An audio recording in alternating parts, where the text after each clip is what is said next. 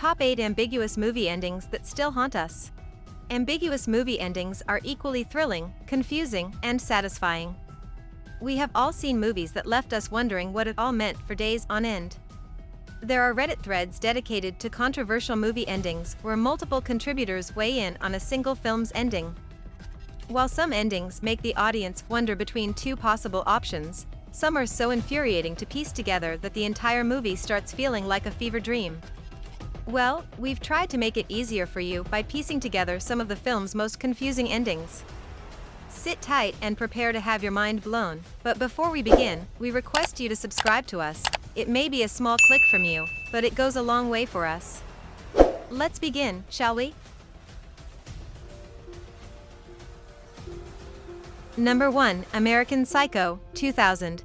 Then I apply an Birdman facial mask, which I leave on for 10 minutes. First on our list is American Psycho, a film where psychopath Patrick Bateman leads a double life. A 1980s yuppie, Patrick is defined by consumerism just like all his colleagues on Wall Street. As a result, they all chase a generic, yet specific image of success. These elite rich men look so similar that identities being mistaken and swapped is a running theme in the movie. Stifled by an inferiority complex and the homogeneity he has to subscribe to, Bateman finds his release in torturing and murdering people. But was Patrick Bateman really a serial killer? Or was it all a big fat hallucination? There are several instances in the movie that hint towards Patrick's killings being all in his head, especially when an ATM machine tells him to feed a cat to it, and his conversation with his lawyer where he's told that Paul Allen, a man he had murdered, isn't dead. Paul Allen. I killed Paul Allen with an axe in the face. His body is dissolving in a bathtub in Hell's Kitchen. However, director Mary Herron has rejected this reading. Bret Easton Ellis, the source novel's author, believes the story becomes less intriguing if we try to answer whether it was real. For both of them, American Psycho's ending isn't about this question at all.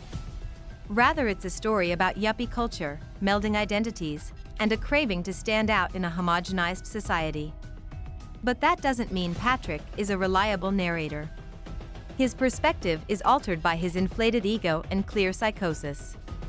While he is a psychopathic serial killer, the over-the-top murders we see on screen may be elaborations of partial, less tantalizing real events. In the end, Bateman's murders may as well be imaginary since no one acknowledges them. Even as he calls his lawyer after being chased by the cops and confesses to every single murder he's committed, Bateman's words are never taken at face value. They all just assume it's a practical joke. No, listen.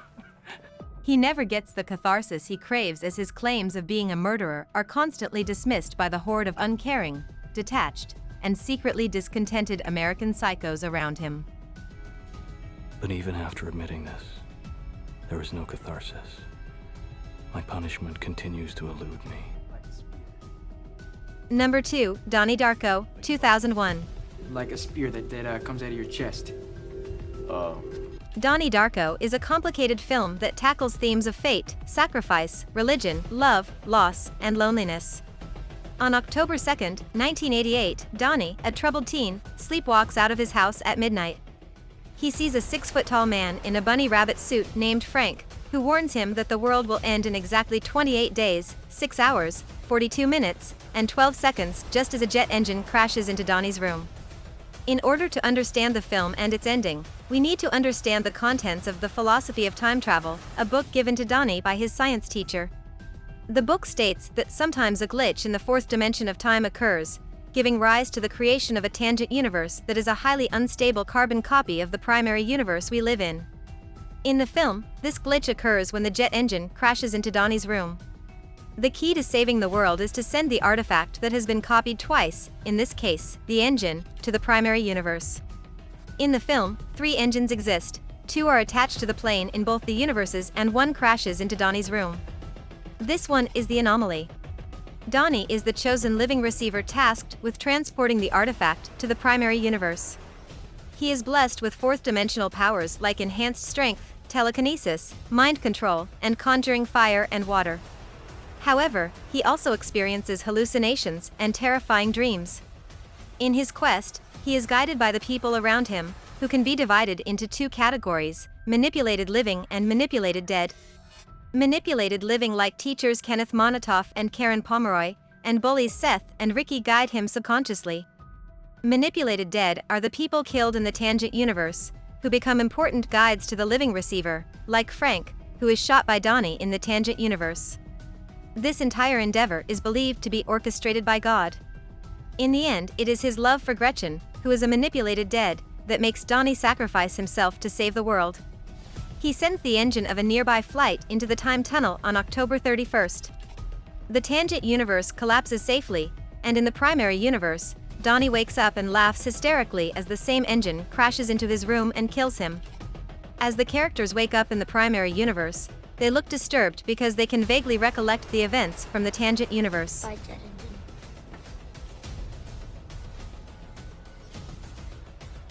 Number 3, Shutter Island, 2010. Shutter Island is the story of Teddy Daniels, a U.S. Marshal investigating the disappearance of a patient from a hospital for the criminally insane at Boston's Shutter Island. As Teddy's investigation furthers, he becomes suspicious of everyone around him, including his partner Chuck and Dr. Colley. Teddy, however, has his own personal agenda for taking the case. He believes Letty's, the arsonist responsible for his wife's death, is a patient at the island. The movie's climax takes place at the lighthouse, Edward Daniels has exactly the same 13 letters as Andrew Davis.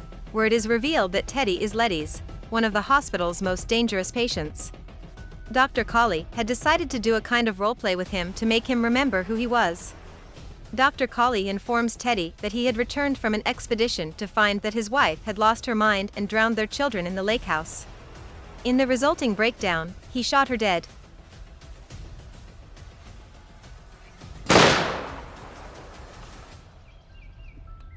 Shouldering the blame of neglecting his wife till she went insane, he decided to create a fantasy where he was the good guy and repressed his actual memories.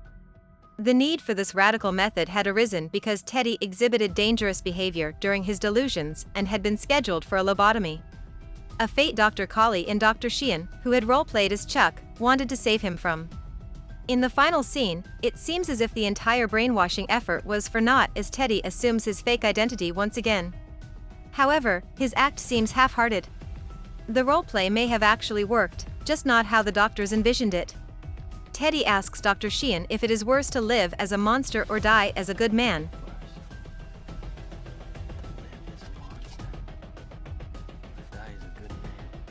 Hinting that he has been cured, and he does remember who he is and what he did. But the horror of living with that knowledge is unbearable. So, he pretends to be the U.S. Marshal one last time and chooses to get the lobotomy so he will no longer have these memories.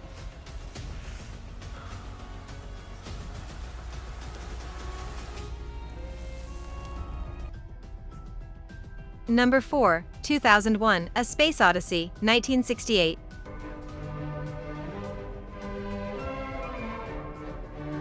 In the movie, advanced aliens have been contacting humankind through the ages using monoliths in order to help them advance and gain a better understanding of the universe. Each monolith represents a stage in our evolution. The first one turns the apes into humans. In a futuristic 2001, a monolith sending signals to Jupiter was found buried under the surface of the moon by the US government.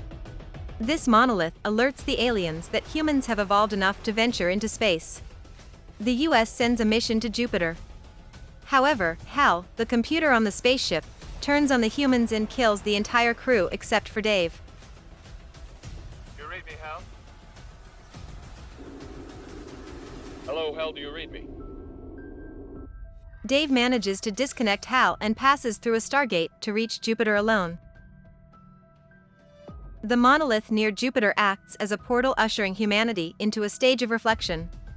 Here, Dave experiences his life in a matter of moments as he ages rapidly in a kind of human zoo. He is studied by these godlike entities who are beings of pure energy and spirit. Dave dies in his bed facing the last monolith, and is reborn as an enhanced super being.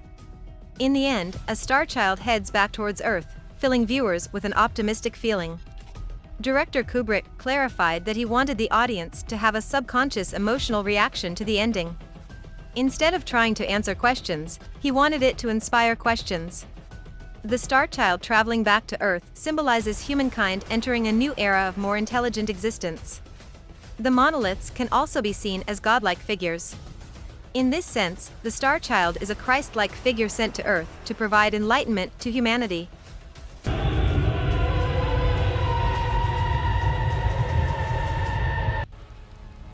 Number 5, Blade Runner, 1982.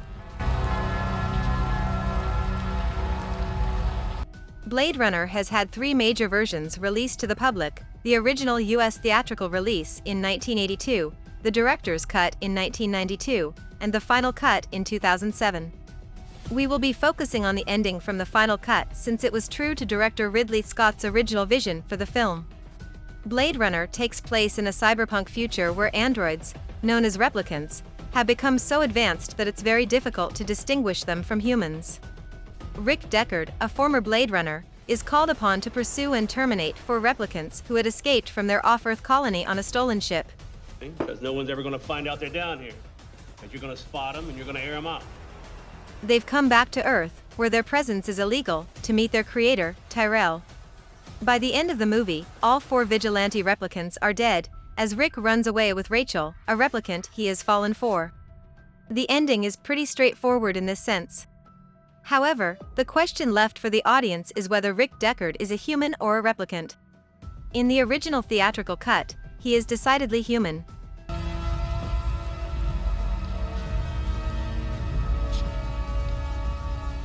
However, in the final cut version, Rick Deckard is a replicant. In the final scene, Rick finds an origami unicorn in his house, which must have been left there by Gaff, a veteran LAPD Blade Runner who seems to not like Deckard much. In the past, Rick has dreamt of a unicorn running through a forest. The only way Gaff could have known about Rick's dreams is if he had read his memory file. This suggests that Gaff is aware that Deckard is a replicant, while Deckard himself is unaware. Even director Ridley Scott agrees with this theory. Gaff drops another hint strengthening the theory that Deckard is a replicant. After Deckard has completed his mission, Gaff congratulates him using an odd sentence and says, "You've done a man's job, sir." You've done a man's job, sir. The line only makes sense if Deckard isn't a man at all, but a robot being praised for doing a job as well as a man could.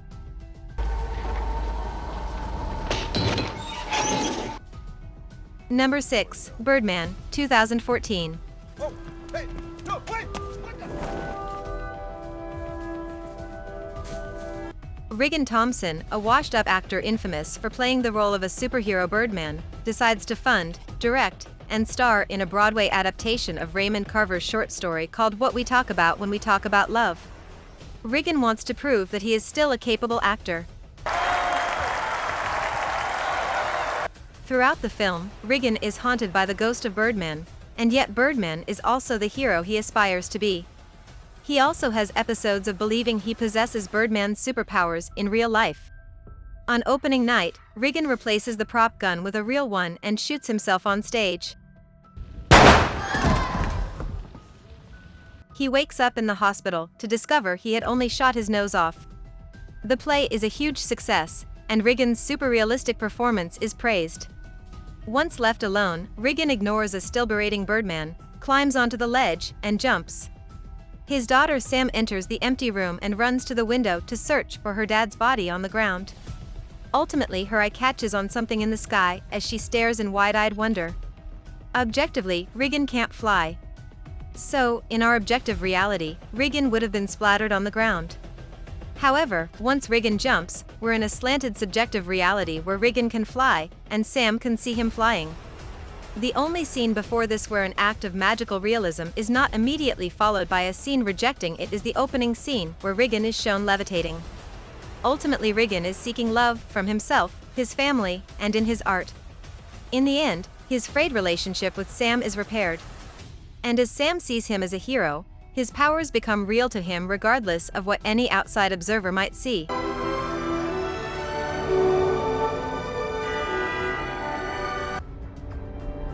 Number 7. Inception. Leonardo DiCaprio plays Dom Cobb, a skilled thief who can steal corporate secrets through dream-sharing technology. One of the best in his trade, he is offered an impossible job, to plant an idea in a dream instead of stealing it. Completing the job means he can go back to his children and stop living the life of an international fugitive. At its core, Inception is a film about guilt and grief. After an experiment went wrong, Cobb and his wife Mal got stuck in limbo for decades. Mal could no longer tell the difference between dreams and reality. She committed suicide, believing she was just waking herself up from a dream. Cobb feels responsible for her death and keeps his memories of her locked away in his mind. Mal continues to be an obstacle for Cobb in finishing his mission. Cobb eventually realizes Mal is just a projection of his grief and guilt, and lets his protégé Ariadne kill her. In the end, Cobb returns to his children and embraces reality as the spinning top continues to spin on the table. The question viewers have is whether the top stops spinning at all? The spinning top was a totem Cobb had created to tell whether he was in a dream or true reality. If the top topples over, he's in the real world. In a dream, it continues spinning forever. For director Christopher Nolan, all layers of reality are valid. It doesn't matter if Cobb is in the real world or not. This is why Cobb doesn't wait for the top to stop spinning. He's happy to be reunited with his children, and this is the reality he has chosen to live in. Number 8. The Graduate, 1967. Newly graduated Benjamin Braddock returns home not knowing what he wants to do with his life. All he knows is that he wants to be different. He runs into Mrs. Robinson, his father's business partner's wife. She seduces Ben, who is hesitant initially but is eventually roped into a summer affair with her. But as Mrs. Robinson's daughter Elaine comes into the picture, Ben shows interest in her and is forbidden by Mrs. Robinson to date her. Ben and Elaine do meet and begin dating, but their budding relationship is cut short as Ben's affair with her mother is revealed to Elaine.